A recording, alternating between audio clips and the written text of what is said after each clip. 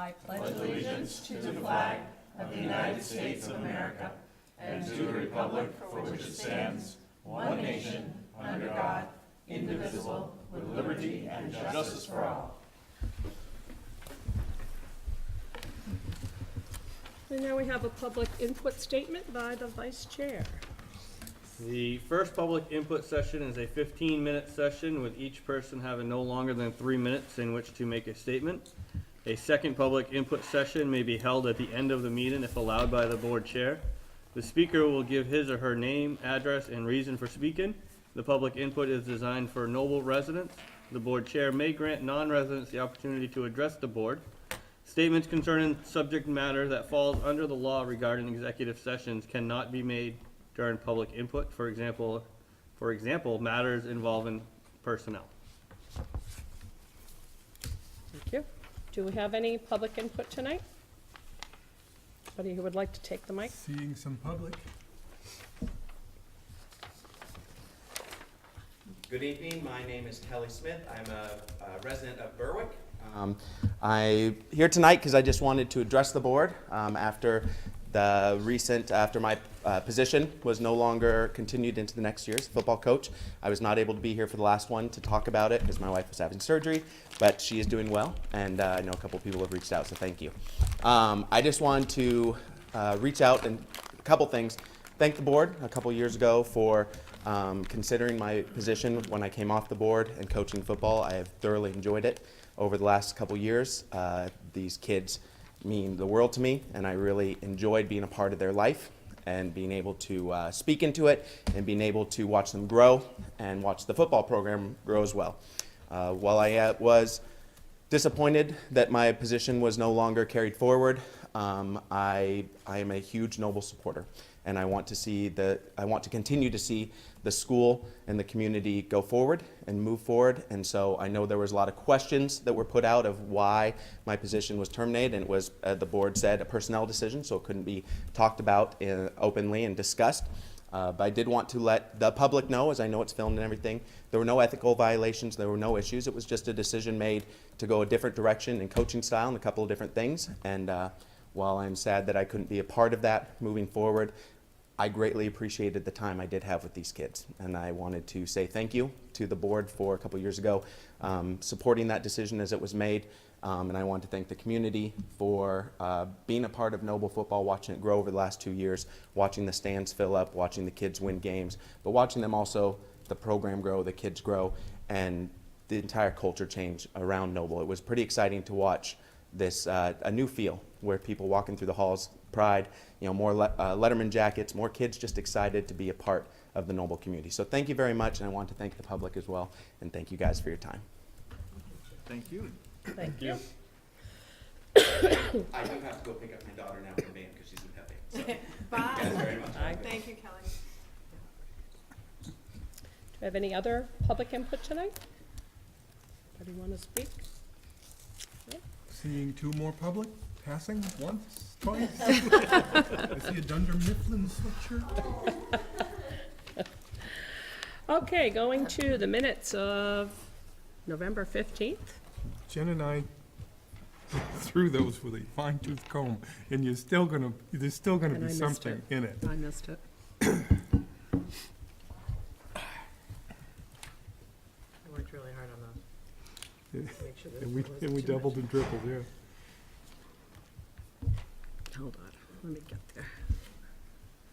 Well, okay, I have a question. Why is it November 15th, but we only have December 6 minutes? What's that? Does it say November 15th on it? Because that could, what I do is I Okay, copy and let me paste it check. in, so. No, the agenda This- says November 15th. The agenda says Oh, November That should okay, say so that's not my December, fault. But it December is I just 6th. want to put that out there. That's not me. Awesome. Even when you said it, it didn't ring a bell. So it's really the December 6 minutes we're talking Yes. about. Okay. We didn't look. Does anyone have any corrections? In the second paragraph at the end, it says in at 6:30, out at PM, then Oh, it says so out at there's- 7:17 PM, so there's an extra out Okay. at PM in there. Thank All you. right, we can fix that. See? Tell you, no matter Yeah. how many times you look these things over, it's over.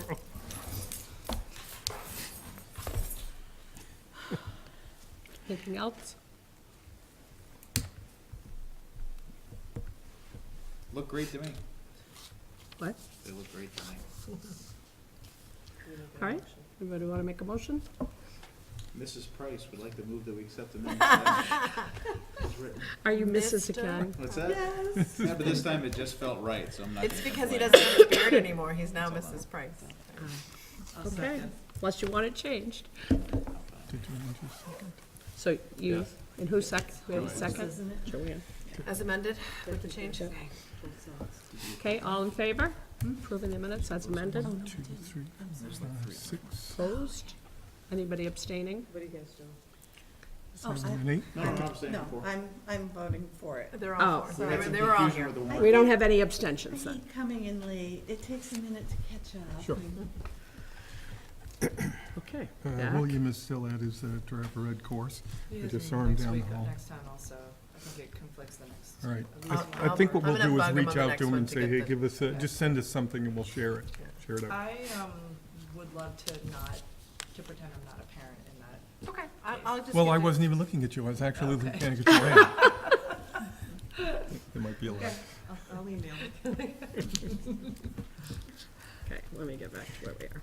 So we don't have a student report, we're saying or not? Okay, I was hoping one would get turned in, but again, I didn't harass him about it, to be honest with you, because given, just this week's been, crazy all around. yeah, for everybody, including the kids, so. those are some steps. okay. I have a copy of that. So now we're gonna go to number 6, superintendent budget draft update and board discussion. So Sue and Denise and I, and frequently Mary Ellen, Steve, do you have another copy of that? they're, Do we have another yes, I do. follow-up?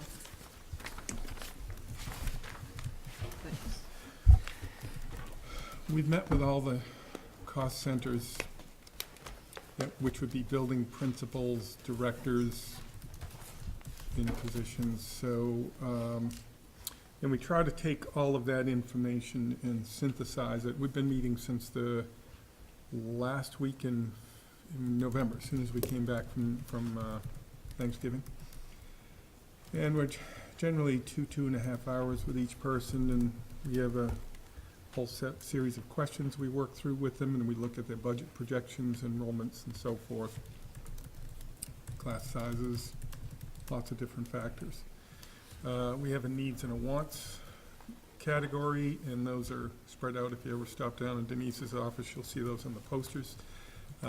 We don't have a wish list. We're not into wish lists. We're into things about what are you going to need, what are you going to support in this budget that you believe you need.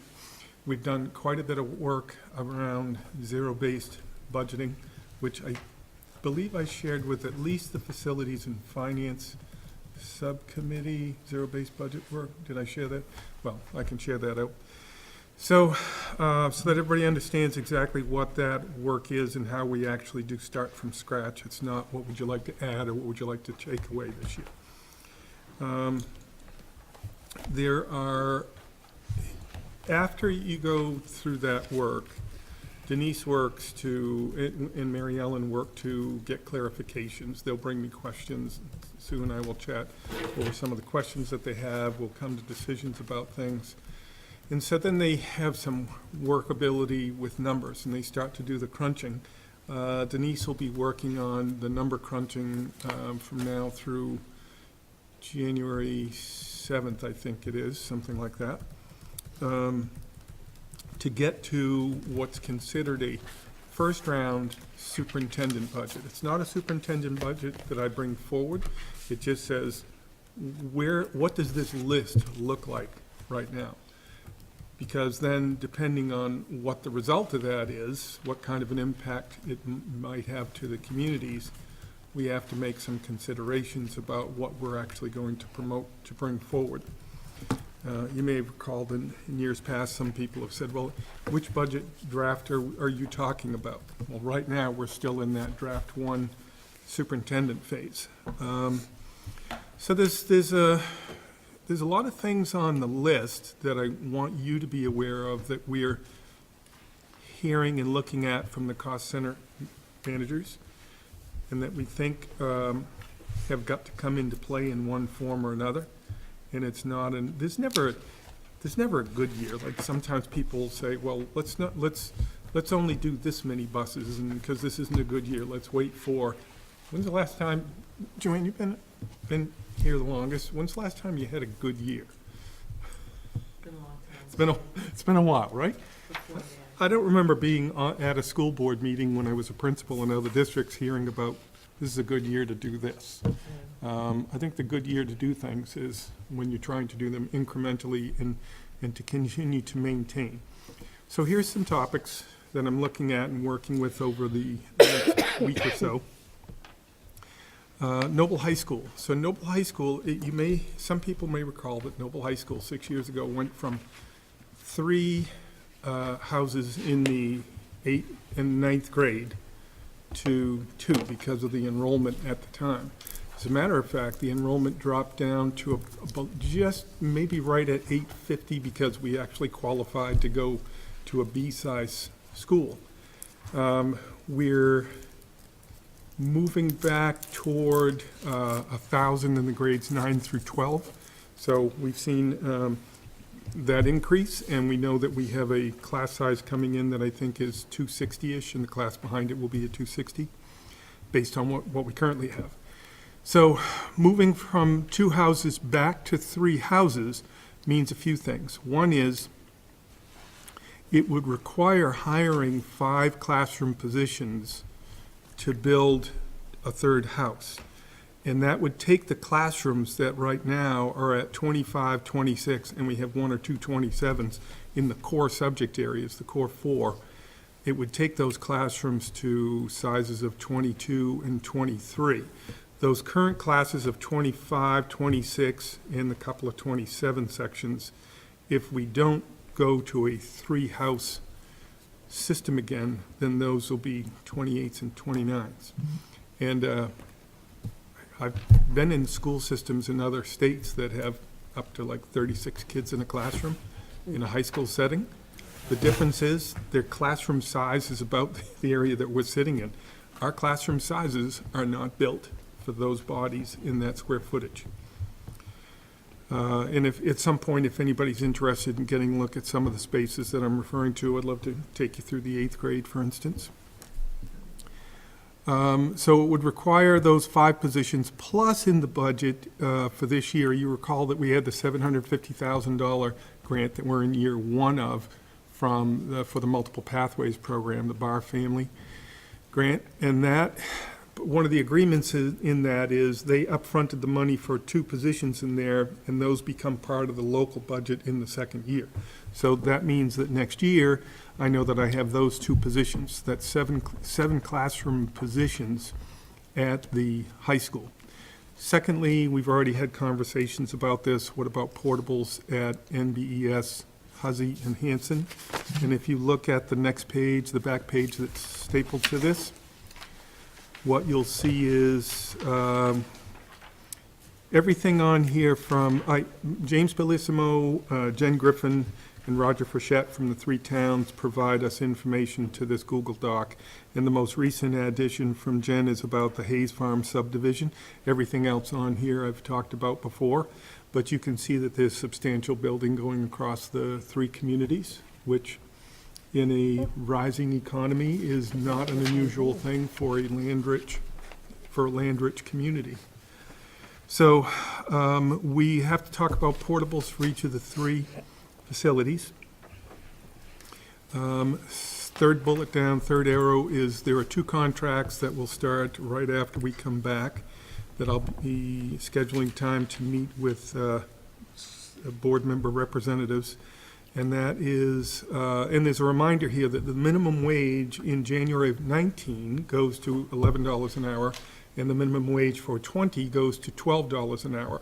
So a consideration might be, do we have some jobs that are close that they're really over if you projected their time out over a day, they would be bumping up against that minimum wage or not quite hitting it. And the other thing to consider is, if the job minimum wage goes up to $12 an hour, if you have a job that's $12.75 an hour, do you keep it there? Or does that job fluctuate in the same rate? So here's some examples. The starting rate for custodians is $14.78.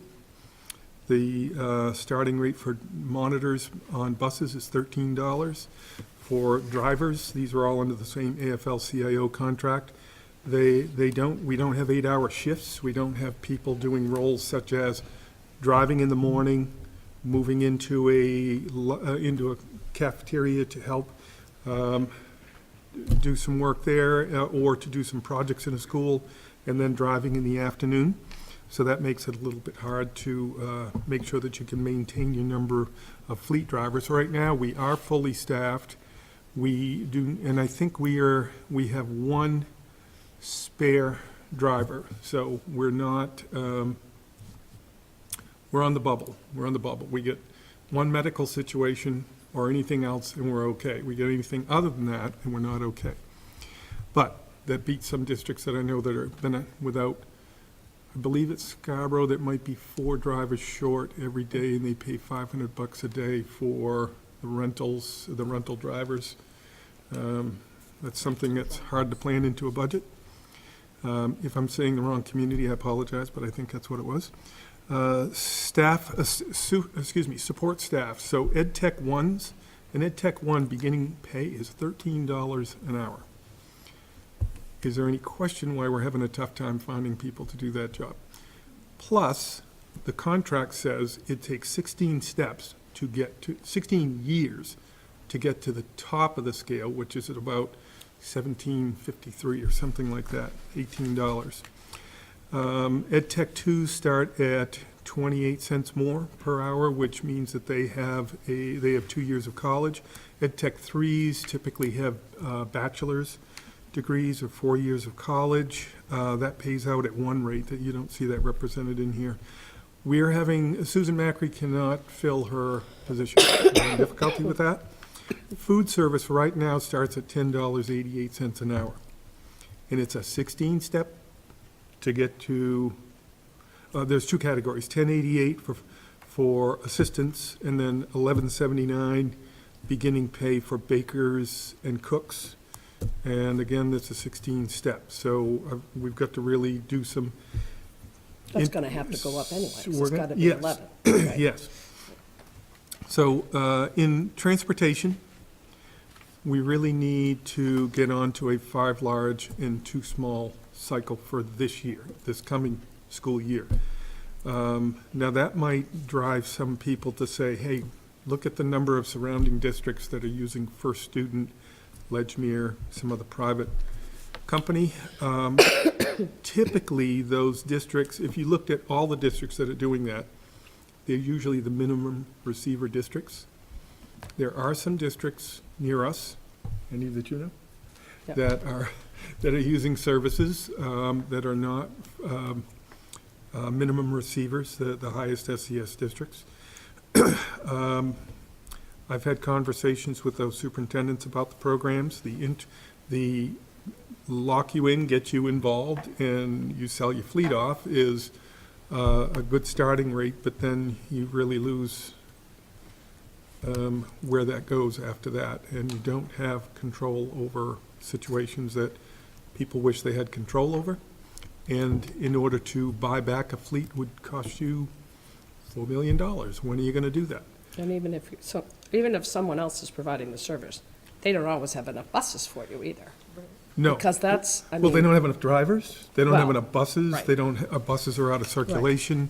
Yeah, so it still creates the same issues. So we're looking at,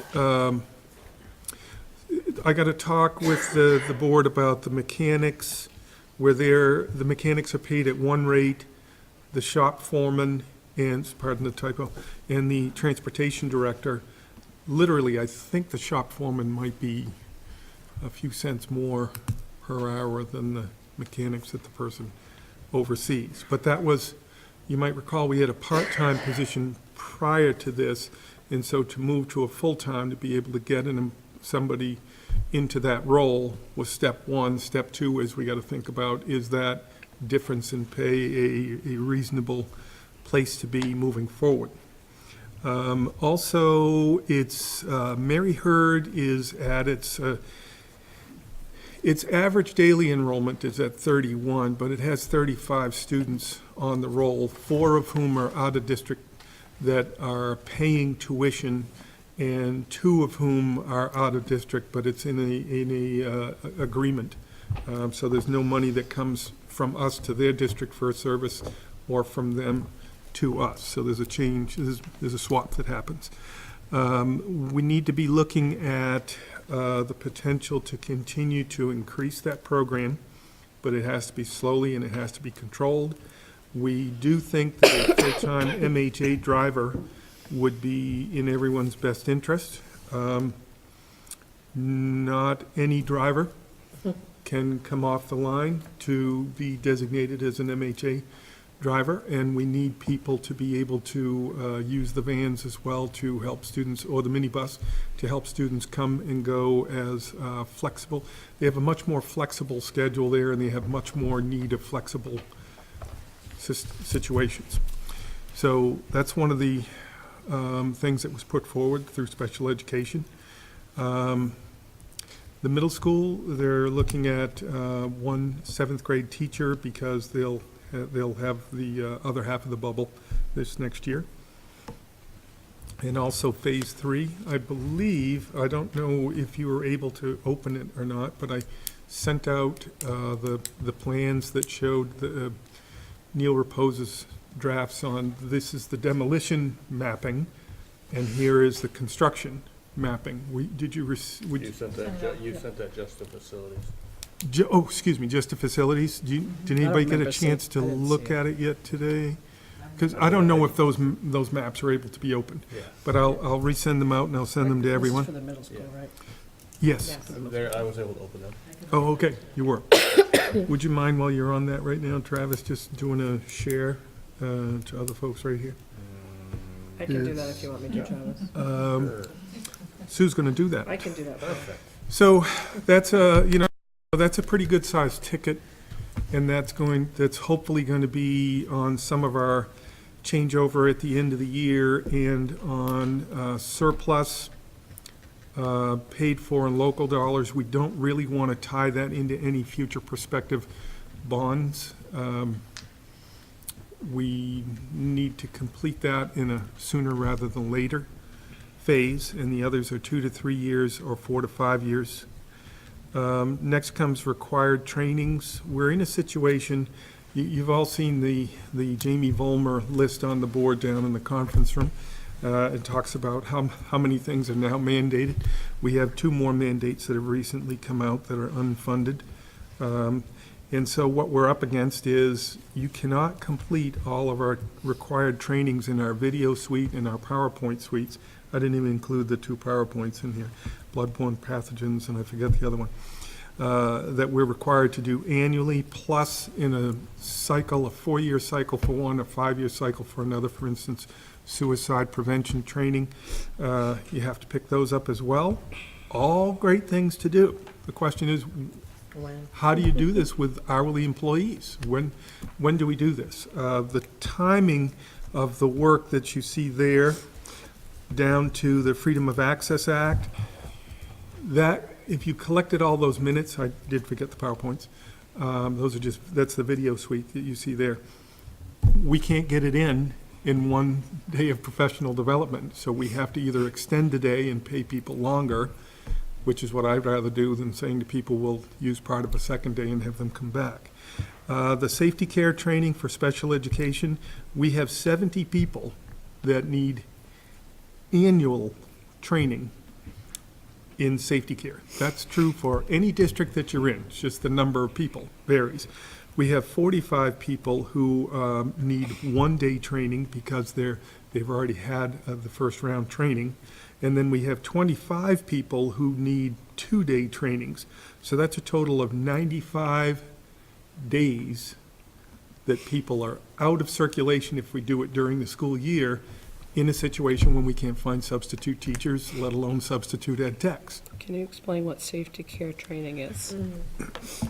It's, I think I might know, yeah, but so just safety in care case. training is to help with restraint training for Okay. kids in programs that are typically behaviorally based. And they train from little guys right up through the high school folks.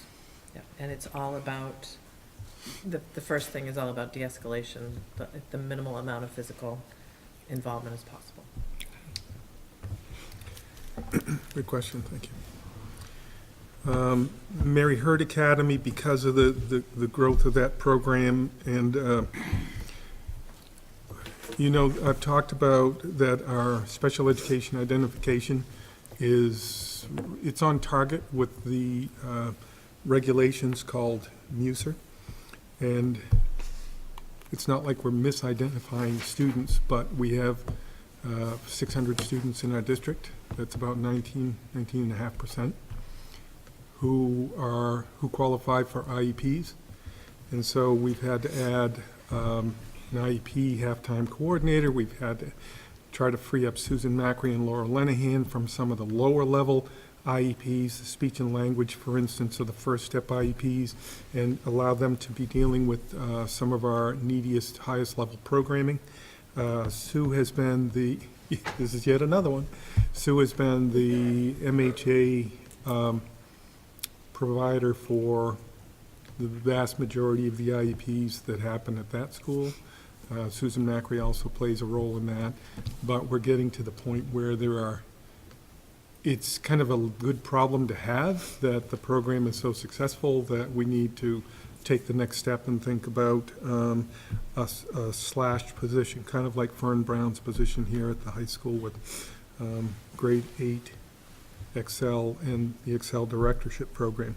So it lists a combination principal, it should say principal / teacher. Steve, can you just say again Yes. the numbers? Was 600? Yeah, so we have And what was the percentage? about 19.5. Okay. And in that, there's a very, very high number. The percentage of students within that percent that are high needs in our most involved programs is significant.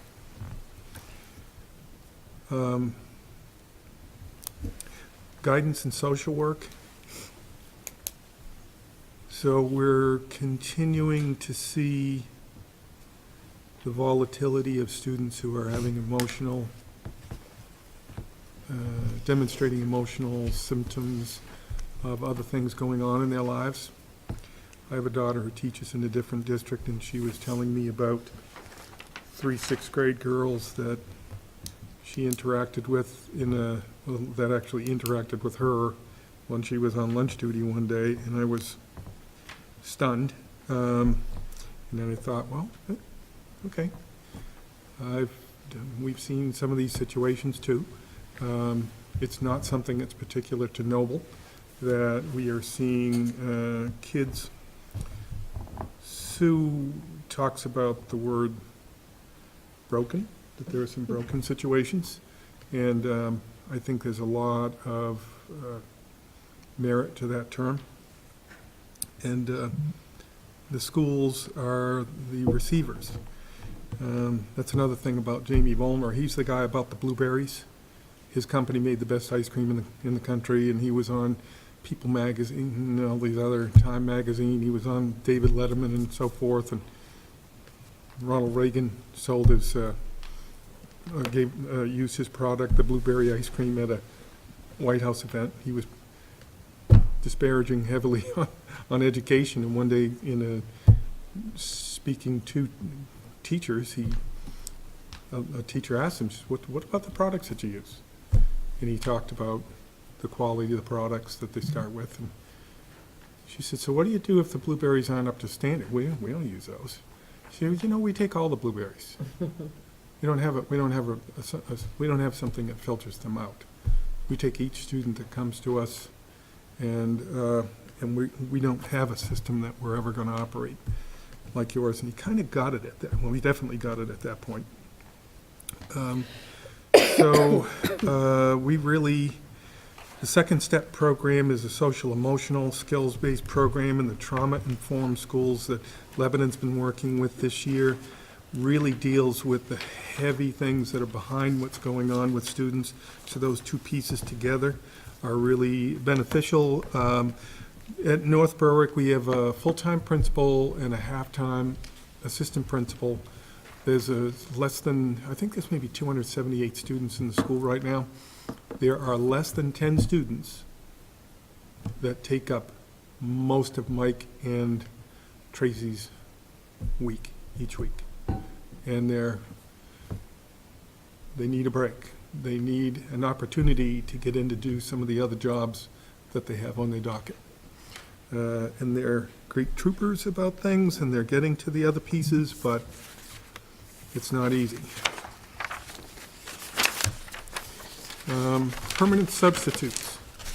In a situation where we're having such difficulty finding subs, or if we do have subs,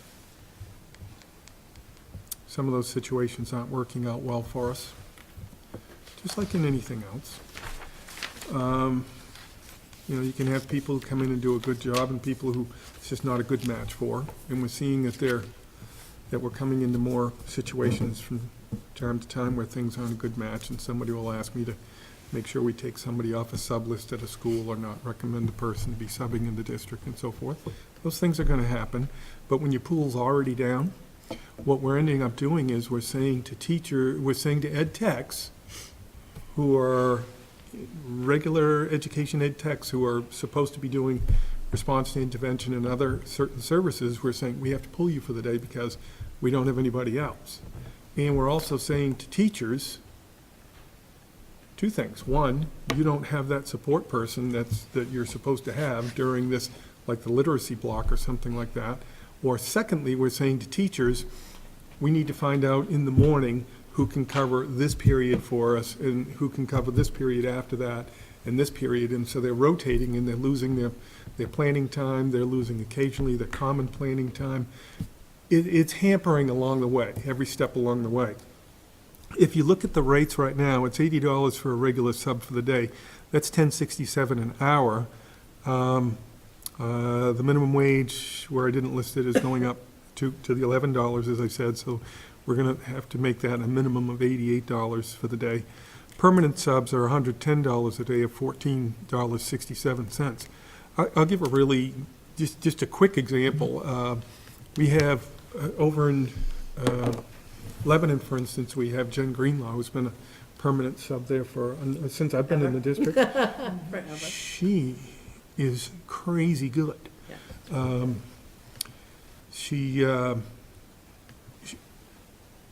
Permanent subs know your school plans, they know your security drills, they know your lockdowns, they know the staff, they know the schedule, they understand the bells, they know what the rules are in the schools, they know a number of the students, they've been in a classroom before, they know the routine of it. It's such a benefit when we can have a permanent sub. So I'm gonna work to add into the budget for the coming year a better rate for permanent subs to attract more people to it. Do we have, so she is technically a permanent sub. Yes. How many Yes. do we have right now? besides Oh, her? I'm gonna say we have, let's see, 2, 3, I'm gonna say eight permanent subs. If I had to make a quick guess, it might be 7. But we're averaging right now a little over 18 subs per day that we need. And you might say, wow, that's an awful lot. When you have a staff of 280 some odd teaching professionals and you're averaging 18 a day, that means you're talking 92, 93% attendance rates. That's tough to beat. I mean, people are coming, they come in when they don't feel well. They come in sick. Can I ask an ignorant question, I suppose? What's the difference in training of a substitute teacher to that of one of our ed techs? The difference in training, I think there's so a permanent sub is a person who may not have educational technician certification. So a person may not have, for instance, completed an associate's or a bachelor's program, or may not want to be in that classification because they don't want the kinds of responsibilities. They don't want to be one-on-one with a student and locked into a certain thing. They like the variety and so forth. So a permanent sub is someone who they have to have a minimum completion of high school. We do look for some college courses. And they're employed for 175 days. There is not a benefit package, or there, I can't recall. Okay, there's not a Are you talking benefit. about training as in when we bring them into the district, what do we give them for information, or everything in general? I'm just curious as to why we can't utilize an ed tech to cover class. So Oh, it's not that educational, you don't want to, it's just that those ed techs are hired for other reasons. we can't find enough ed techs to do the jobs that we need with our students. And the ed techs, it's a lower rate of pay. There are no benefits that go with that. It's a much freer form. You finish your day and you're done. And tomorrow, you come back in as the permanent sub to be, and it's extremely rare when we have a situation in which a permanent sub does not have an assignment for the next day of who they're going to be covering. And then they're already in our email system, so the teacher will email them the lesson plans and send them the videos that's going to happen, or whatever the use of the devices are. Most of them know, for instance, if we're using Raz Kids, or we're going to use this thing that's called Lexia Core 5, they already know those kinds of programs as well, so that they can work with kids on it. Are the subs qualified at any level, at any age or grade? Or do you What we tend to find is have that there are them- people who are good at certain places. I didn't There isn't teach a kindergarten level of through third. qualification, though. Okay. I liked where I was teaching, 4th through 9th. That was a great hit for me. So you find where people will say, I will sign up to be a permanent sub at Lebanon Elementary. It's near where I live. I love the age level. This is going to work out for me. The hours are good and so forth. Where somebody else might say, no, not on your life. I'm not going to do an elementary grade. So they might say, I just strictly want to be at the high school. Where we get stuck is there's not a lot of people who want to do middle subbing or 11-year-olds just permanent don't throw subbing. people most of the time. Is it possible to create a new category of permanent subs, a floating sub that would be available for anywhere in the district they were needed? So we've talked about that as well.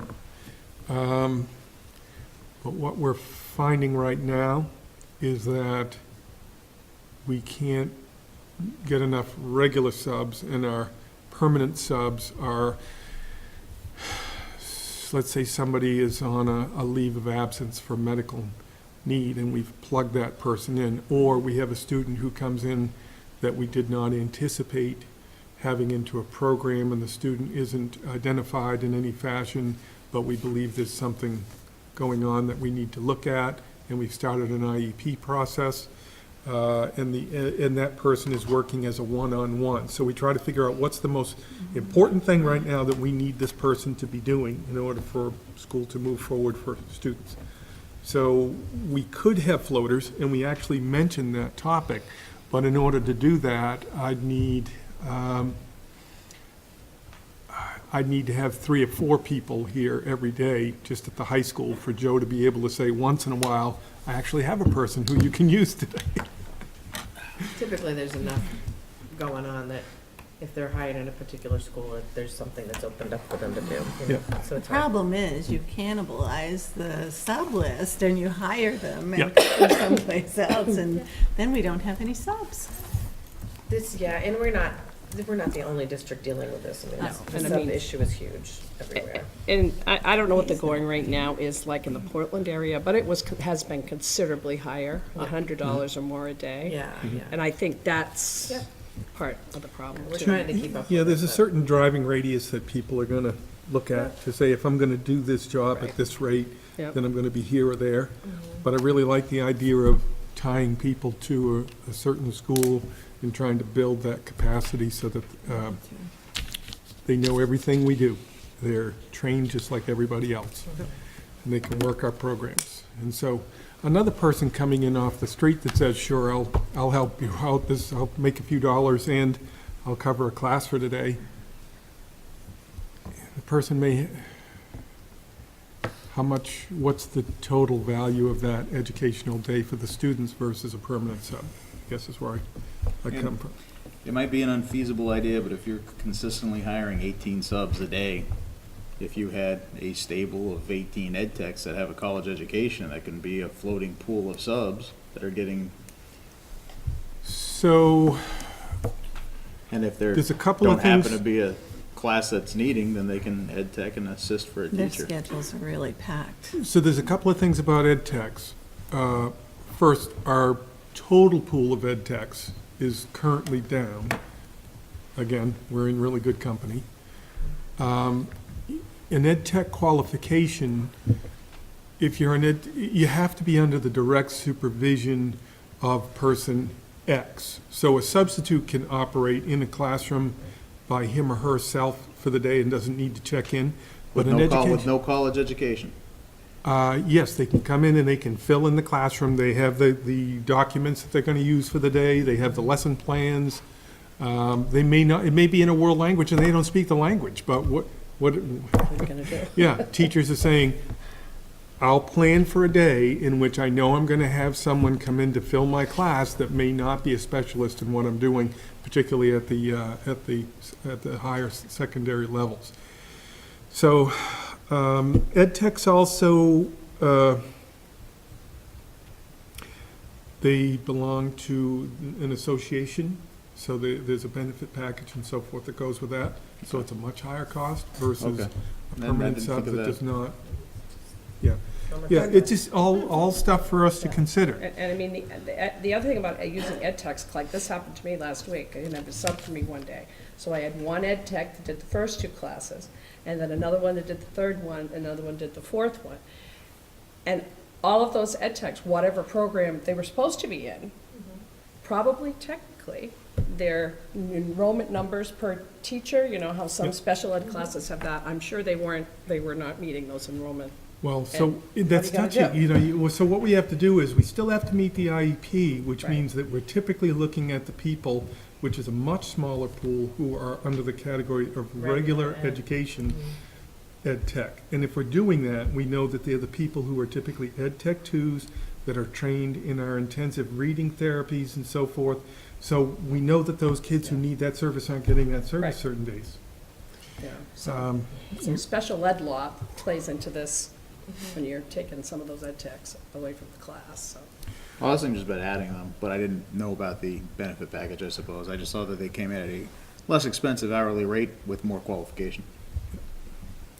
Northbrook Elementary School would be looking at a teaching position in grade 1 or 2, depending on both of their grade levels at the kindergarten and the first grade this year are at cusp levels.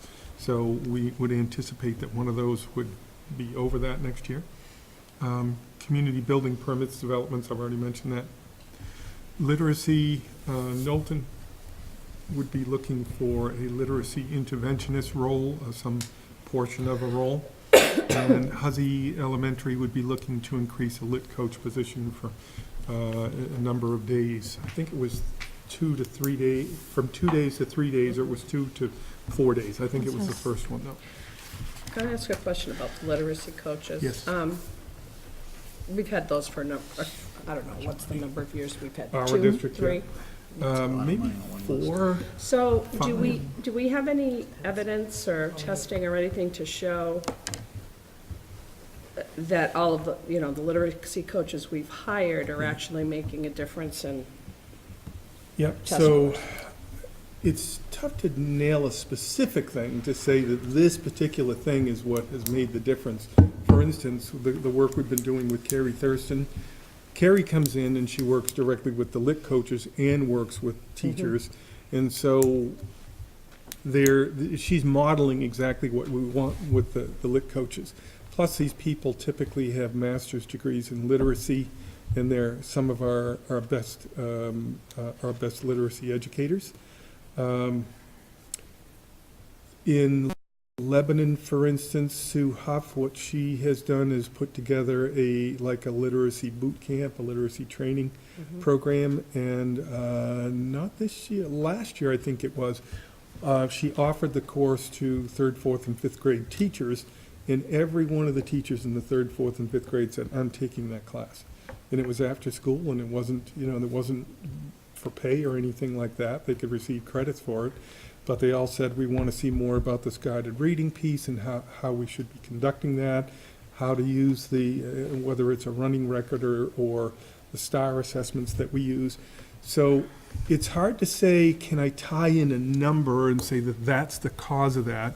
Not so much, but what we can do is we can look at our our 1st through 3rd grade scores and see that those are the strongest scores now in our district, and we're building that up into the 4 or 5. So That's actually something too that we'll bring forward for information for you guys, because the scores are getting stronger at the Yeah, early that would be levels. great to see Yeah, that, just and a so that we district, can- you yeah, know, and just I a mean, you're breakdown, right, doesn't it's- have to be Well, and specific. it just but- provides evidence that what you're Right. doing is Right. workable. The hardest part, so those are the internal scores that we can show you.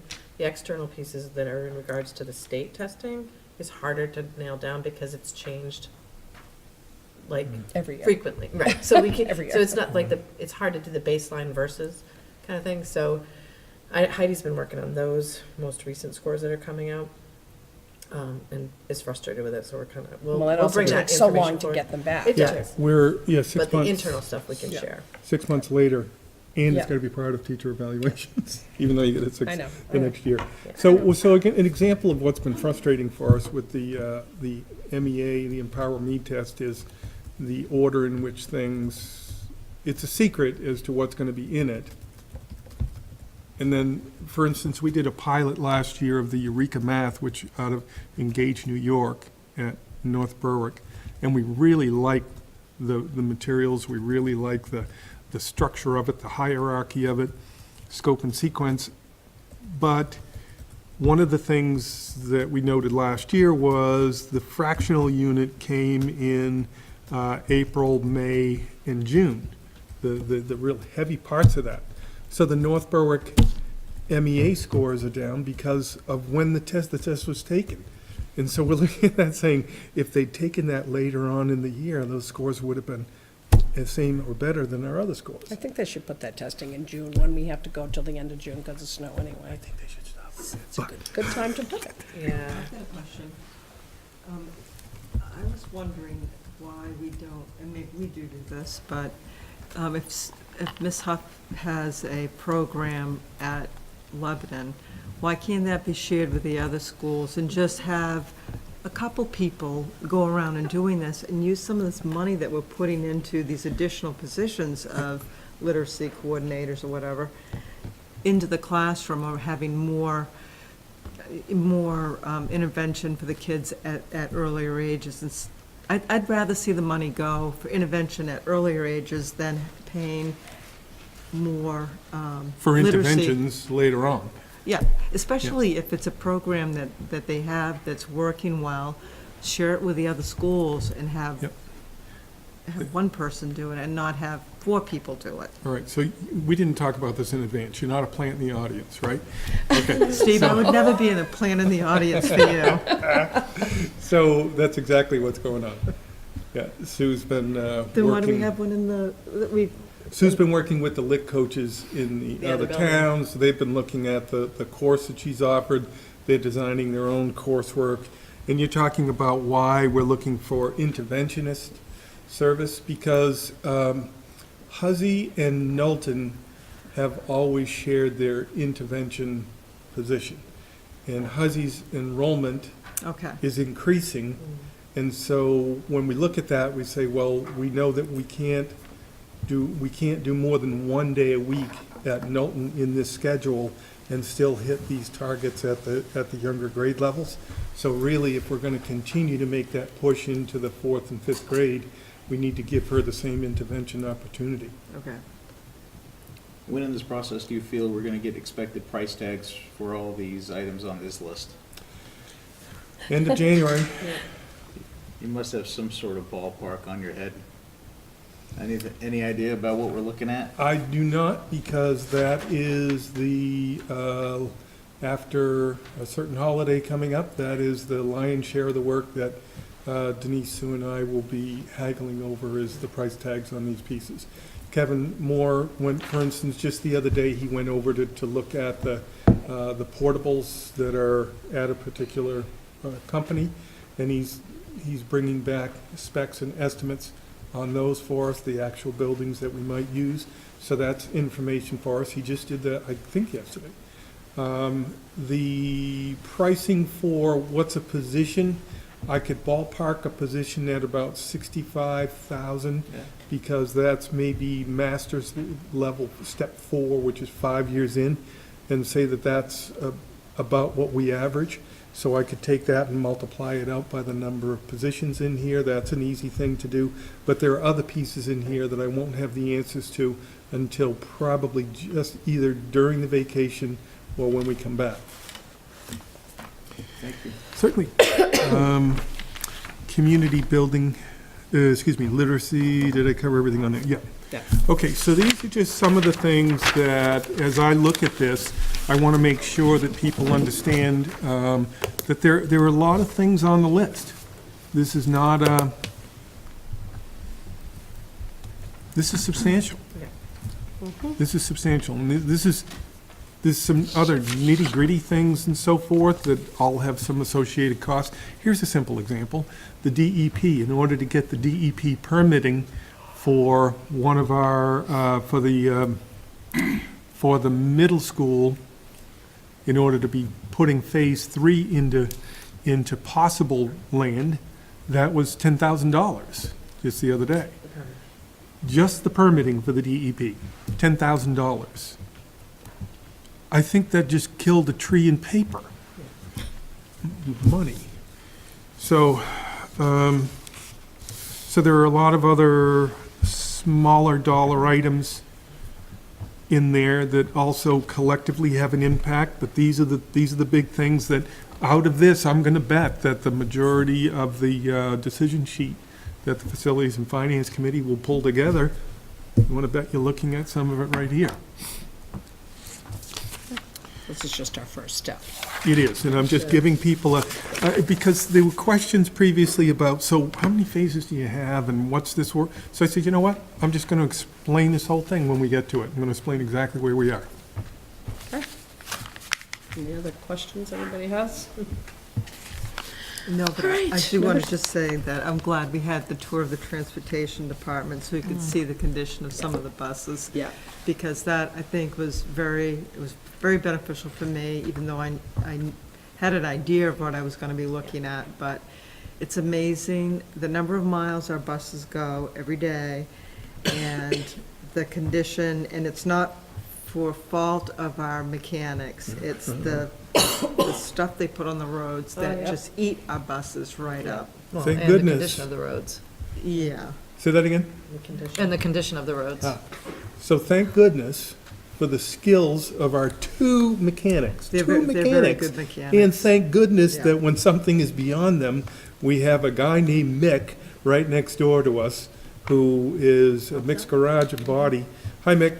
If you, he does a great job. So between the three of them and between Maya overseeing all the work and organization of it, we'll make sure that we have our safe fleet on the road. State police checks have gone extremely well for us. We only had one bus that a sticker was removed from, and it was a bus that we had out of circulation because we didn't want to put it on the road. And they agreed with us and scraped it up. Did they figure out a solution yet to the underwash system? Yeah.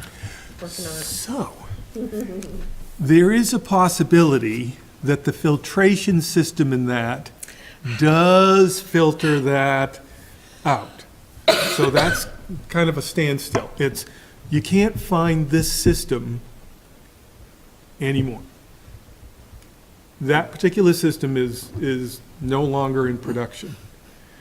There's a person, I think it was in Florida, that was an original salesperson of these systems and knows them extremely well. And so Kevin has actually been in touch with, somebody told him, this is a guy you want to call and get your number. So he's been in touch with that guy, or trying to get in touch with that guy to find out about, no, he has touch base with him, that it's a closed loop system, and the guy's saying, but you have your filtration system built into that. And Kevin's saying, we don't see it. We're not seeing a filtration system. So Even if we're it's a still, filtration system, there must be filters we're still kind of that stuck, will need to be changed. Yeah, and we're still exactly. kind of stuck We're in a this- loop with it. Okay, but we're working on it. No? That didn't, all right, never mind. Still in, Stuck in the loop? Yes, because it's a closed loop I get system. yes, I'm just trying to ignore it. I noticed. Okay, so we ready to move on? Yes. Number 7, donation of $600. Dear school board members, the Noble School District Nutrition Services, again, has received a check for $600 from the North Berwick Neighborly Craft Fair for the MSAD 60 Noble Community Lunch Fund. You know, the lunch fund, the one that we have set up with the, each of the point of service stations has that button that they can push so that no student is turned away from the meal. Please accept this donation on behalf of the Food Service Department. I would need a motion to accept that. I'll make a motion to accept it. I'll second that. Second? Okay, all in favor of this donation? 6, 7, 8. Everybody? Thank you. No one turns those down. I don't Okay, understand. now we go to first reading of our policies for the week. So just notification to the board and the public that the facility, excuse me. I'll get this right, Estrida. That the Policy. policy subcommittee, the word was not coming, will be working on the following. Title I, parent involvement, that's KBF, and that is a required policy. It is the only current required K policy in the state of Maine, if you are a Title I receiver, which we are. The second one, all the others I'll mention are non-required. Advertising in the schools, visitors to the schools, relations with law enforcement authorities, and then this one, the next one, that's KLG. KLG-R is the procedure. So resource officer, law enforcement, administrative procedure. There was and then the last one is KLGA, relations with school resource officers and law enforcement authorities. It's a little bit broader than the first one. There was in this month's law, the Maine Apprise, I noted an article in there that I sent out to administrators about a recent court case on that, so that will help to inform this particular policy on the do's and don'ts of how that operates. So it's about Miranda rights, and if it's connected to a school, do schools have to do something along that line? The answer is no, but there is a correct order of events that need to occur so that neither group, police or schools, are tripping up against Miranda regulations. Okay. Number 9, financial summary, which I think we have a paper on. Yes, you take a look at that for a minute. There are 1, 2, 3, 4 notes on it, so if you just take a minute and look at the 4 ones that say notes in the small print, just to remind yourself of the categories you're looking at.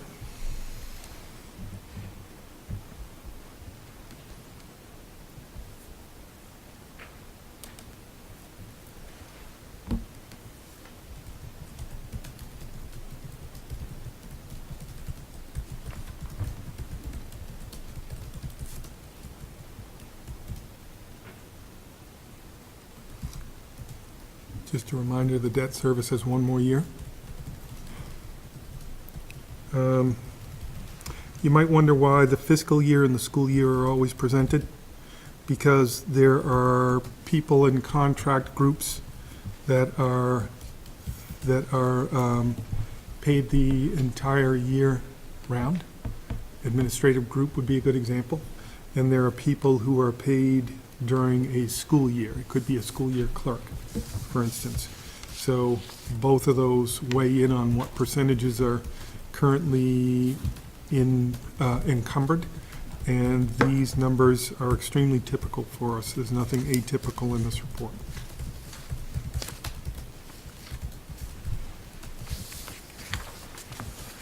Any questions? On the financial summary? All right then, our board discussion text, how not to be a terrible school board member. You know you love that title. This one, take political stance. I thought because the political climate seems to be more charged than it was maybe in 1980, let's pick a year, 5 times. that it probably wouldn't be a bad topic to think about. This particular policy, this particular topic also aligns with policy in the B policy of the board governance policies in your handbook.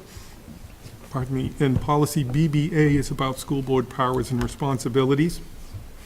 It lists 12 duties, A through L, in the policy.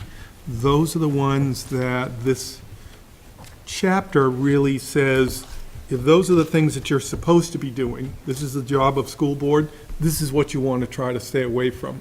So policy BBA is the matter, and this is the antimatter. It's in the alternate universe. Also in your MSBA handbook, if you wanted to look at that, section 2 talks about roles and duties. And also there is section 1212 that distills the roles and responsibilities from that A through L list down to 6, such as through staff development and continuous improvement of programs. That's a major role.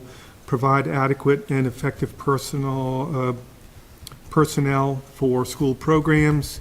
Provide and maintain the educational effectiveness of the facilities. Maintain two-way communication between the board to students, employees, parents, taxpayers, and the community.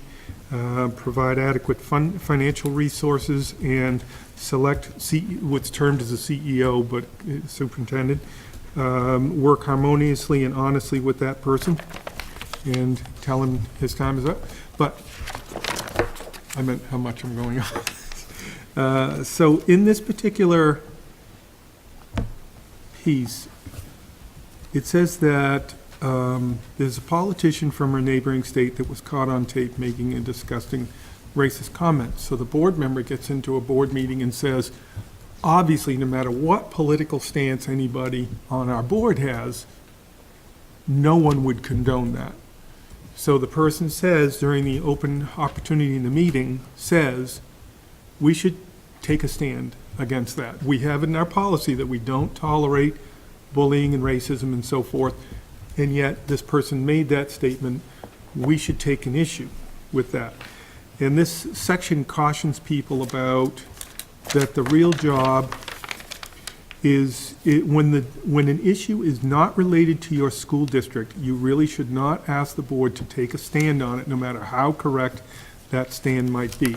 You're asking the district to take a purely feel-good political stand that has no direct bearing on the operation of your district. So if it's something that happens that has, we're going to change all the schools to voucher, we're going to change everybody to vouchers, that has a direct impact on the school. It's a political stance that has a direct impact on the schools. So that is something that a board might want to talk about. But the particular issue in this case is there is nothing that the board or that person who spoke, the politician, there was no level of admonishment for them because it had it had zero impact other than it didn't feel good and it didn't taste good to people, exactly what had happened. And it gave 4 examples of what the choices were here, and there was really only one example. Don't ask the board to take political stands on issues that are unrelated to your school district. Now, I think I have never seen a board, just like probably any other organization, that has not from time to time, bipartisan boards, this group takes great care of all 3 terms. And it's not like, well, we've got the the Democrats over here and the Republicans over here and the Green Party over here, and you're a Federalist, okay? You can be the Federalist, so. Whatever that or is. somebody, we'll pick something. That's not part of the makeup of people on this board. It's not part of the conversation. It's been extremely nice to be, to work with a group for a number of years and not have that be an issue. When I was in Portland schools, there were Green Party members that were taking over seats, and there was real divisiveness between the Green Party members there and the people who were not Green Party. So it was not a fun situation to watch the decisions being based on political alignment with people. I have never once heard that. But I'll tell you what I do occasionally hear, and I'll tell you what I have occasionally said, and I always have to think about this myself, is I may really like a particular candidate or really not like a particular candidate. And during just haphazard discussion, I could say something. I could say, Joanne and I could be on opposite sides of the And table. we usually are. And I always tell you, I saw her smiling over there. you know. And you know, it can be in the casualness of conversation, it can be really easy to kind of tip your hand at that to display your political thinking. I'm guilty of that. And I think that all I'm doing is just reminding people that this is a good section to think about, how do we allow people to have their own opinions? Even though I'd be interested in the debate on that sort of stuff, it's the wrong venue for it. That's correct. So I should leave that out of my comments. That's Is that fair correct. enough? That is correct. And we've had to remind you of that occasionally. And I think that's a good thing, because if people don't remind somebody, then it could go to the next level of conversation, and then somebody's offended. Right. What about in a scenario where somebody's proposing to severely limit school funding? Would that be something, and that would really affect us? Yep. Is that appropriate to go on record that? As long as the stance of a politician or a political group that has power over, let's say, for instance, that at the state, let's say that in this current situation, that the Democrats have control over the House, and that the Democrats decided that they weren't going to support a certain initiative for schools. Like, there was going to be no funding in the formula this year. I'll just take an example. There was going to be zero funding for anything connected with security. Or there was the opposite stance, that every district was now going to get a 50% bump in their funds. There'll be a new line created that says security and so forth. Those are political stances that impact the funds of the district. Now, some could impact it positively, and some could impact it negatively. But the job of the board and my role and my voice should not be about the political stance behind it, but just what does this do? And do we want to send people? I remember a few years ago we had Stan, Dustin, Sue and I, Ally, a couple other people went up to Augusta to speak on a certain issue. It had political ramifications to it, but we weren't talking anything to do about that. We were just saying this is what the impact is to our local schools. So as long as we talk impact to schools and not that a party, that we're for a certain party or against a certain party because they have that stance, then that's appropriate. And I think Make one sense? good thing about this board is, and if we keep this in the forefront, is what's best for the kids in all three towns. And that, whatever we're talking about has to do with that, I think. You really have no idea how many boards I know. in I the state know. of Maine have tongue wars over this Have you particular heard of the topic. School of Bonnie Eagle before? I have. They have school board, well, they have such a big board. They have all those towns and, What are they, 15 Yeah. people, 18 Yeah, and people? everybody has a different percentage. right, Yeah, so. yeah, weighted Yeah, percentages. Each town is weighted Yeah. differently. Like your vote doesn't count a whole vote, your vote might count 2 votes, your vote right. might count a half a vote. because of your Crazy. population. It's a little tough. Yeah, It's harder. and when you get turnover in a board like that, they might have 9 people turnover in an Yeah. election. And the whole flavor of the board changes. I like our work. Yeah. Not that I wouldn't, that Monte Eagle is not a good place to work, it's just, I like this size board is a great size to work with.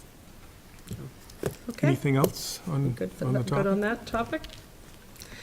New hires, retirement, and resignations. Sometimes I want this to not be on the agenda, just one week. This one is actually positive. Okay. We had a retirement or a resignation from our school nurse at Noble Middle School.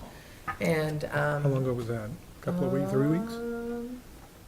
Yeah, so she was finished at the end of November. Yeah, And well, so we were able very to hire, so in the meantime, our floating nurse, we do actually have a floating sub-nurse who goes around. She's been covering at Noble Middle School. And Catherine Grant, we interviewed her last week. She has been a school nurse for close to 15 years, I believe, in the Virginia area. And they've moved, she grew up in New Hampshire, moved back to New Hampshire, lives in Dover. And we were able to entice her our way. She's got lots of great skills, really positive. So the panel was 4 school nurses and then a couple of middle school folks to help balance everything out. And when she walked in the room, she just immediately made all of the school nurses feel like, yes, we have a good person. And we were worried because there were not a large, it was not a large pool, so we were concerned. And she has all of the right pieces, and she's very much interested in the early adolescence piece, which is important. The middle school is that's just it's an interesting age, so you really need to be That's one word for it. yeah, you need to be of a certain sort of mentality that you want to play Yep. with these kids and be okay with it. And she's super positive, and has lots of great skills. She's actually been working at York Hospital recently and subbing at Dover High School, so she's kept all of her stuff up. She will begin for us, if you guys agree, on the 3rd of January when she returns. Yep.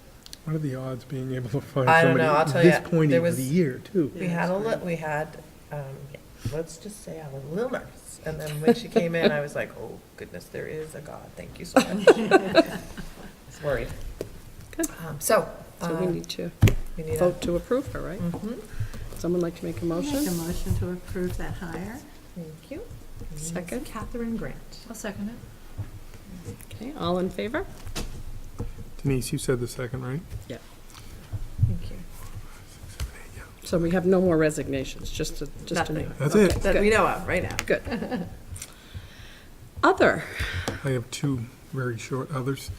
On the next board agenda, the first week in January, we'll have superintendent evaluation, and we'll take a little bit of time in an executive session prior to that, just to talk with the board about how that whole system works, so that you know what Jen's gonna be sending you, how the information is used, and where we go from there.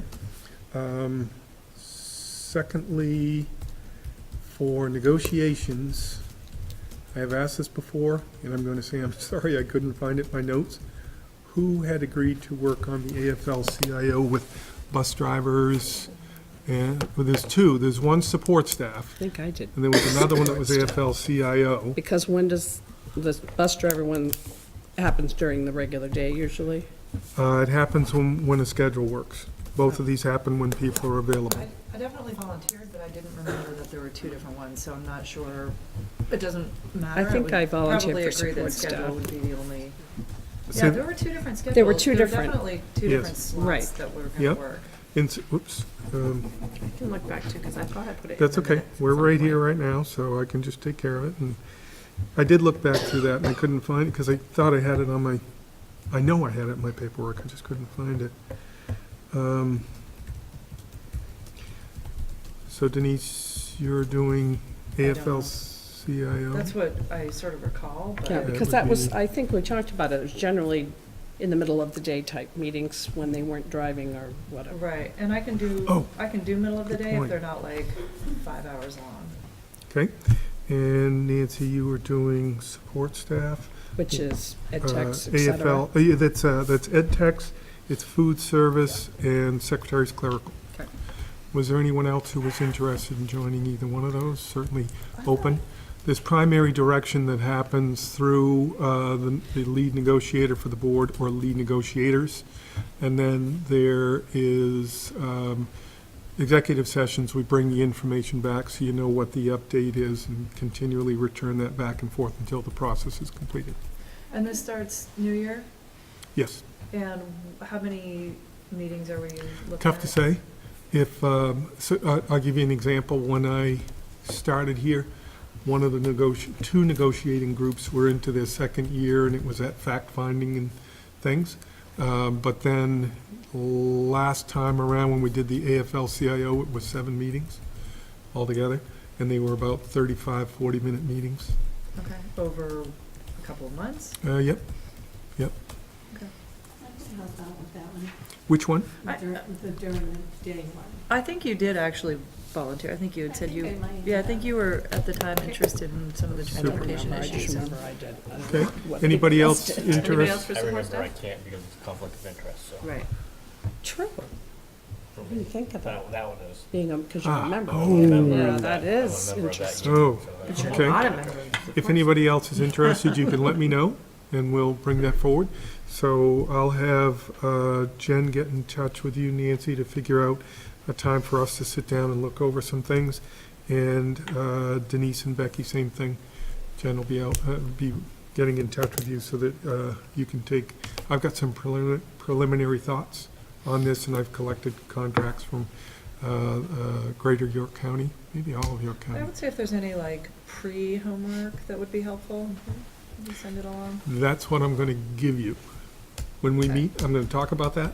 I'm gonna say, Okay. this is what I've got, so that all of that stuff can be, and then we can look things Like, over and there's talk probably not about a it. book that's how not to be a terrible negotiator. I bet there is. There probably is. And he'll probably I'm find actually it a for good, you. I'm a Yes. good negotiator, but only if I know what the Yeah. content. Great, great. Oh, that's funny. Anybody else have any others? I do. It's just a follow-up question. A few months ago, and I don't remember when,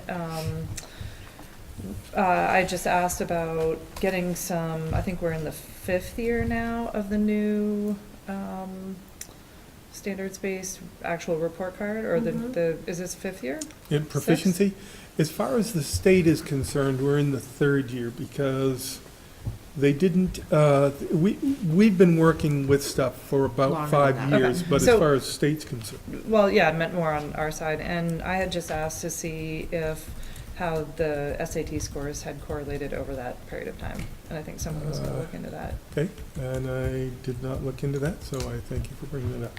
I will make sure we get that taken care I appreciate it. Becky had one, I think. I just heard a really heartwarming story the other day, and I don't know whether it's common knowledge or not. Apparently, Kittery Trading Post donated 1,000 pairs of boots to the Hands of Hope. of. House of Hope in House Berwick. House of Hope. Yep. And they in turn 1,000? donated 10 pairs of boots, really nice boots, like $100 boots, for kids in need of boots. So 10 pairs of boots for each school in the district. Yeah. I didn't know that. I didn't know. I didn't know that. I had actually know just that. today My got husband word works there, that I didn't know that. House of Hope had House of boots available Kittery for Trading Post. families or kids, anybody that really needed them. And to just, so I actually shared that information with a couple of agencies today. Where do we donate our lost and found stuff? So what happens with Lost and Found is that we actually swap with other schools. So for instance, we work with Marshwood Middle School. Marshwood Middle School, anything that's left over donation-wise ends up actually coming to the Mary Hurd Academy thrift store. And then the Noble Middle School stuff goes to a thrift store in, or whatever, in a donation piece in that area. I guess what happens, and it's kind of interesting, is that we send out reminders about picking up your Brandy winter jacket. Brandy, yeah, hypothetically. exactly. Yep, exactly. And then eventually, it doesn't get picked up, and eventually that stuff does get donated. But then sometimes things happen where people go, oh, wait, that's my jacket, walking down the hall on another kid. And so we're trying to avoid that kind of an issue, because it's not really Oh, so I that's why see. you send it away. into a different zone. So, and that's what we've done over the past few years, because it's, just eliminates some of that issue. Because at some point, we just have all this stuff, and we're like, we need to do something with it. We don't want to just chuck it. Right. So they do the sharing. Yeah. Any other? Okay, so anybody, it's our second public input session. Anybody would like to take the microphone?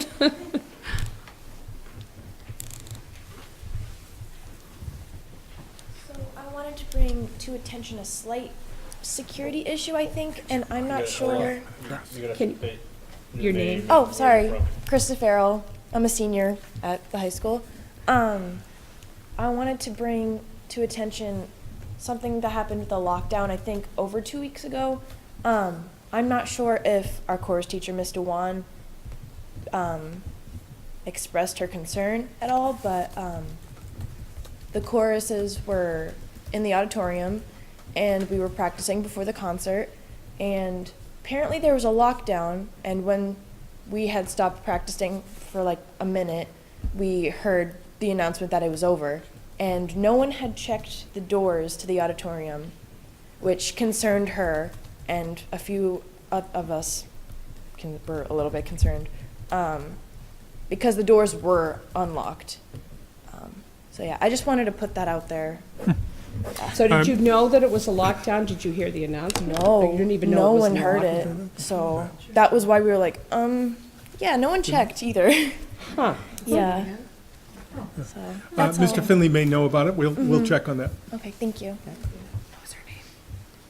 It was a good part about drills, though, is to work out the kinks. Yes. For things that Why- are yes, that's why we do infrequently them. practiced. Because, you know, it being the auditorium, I doubt the teacher would have the keys to lock all those auditorium doors. I don't know. Right. So somebody, Yeah, usually the far set is left locked and the ones on the upper ends are left locked, and usually the one near the art side is open. But you're right, there's an awful lot of entrances to that there are. particular facility. Yeah. Thanks for that. Thank you so much.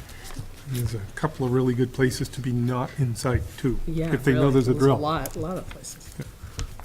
Any other public input? No? Okay, so what time is it? I'd like to make a motion to adjourn. I'll second. All in favor? Leanne? Yeah, no. Sorry. who had What, the- she wanted Did public you- input? Did you have the motion? And Yes, thank you. I know we were doing our job, you guys must be doing yours. So,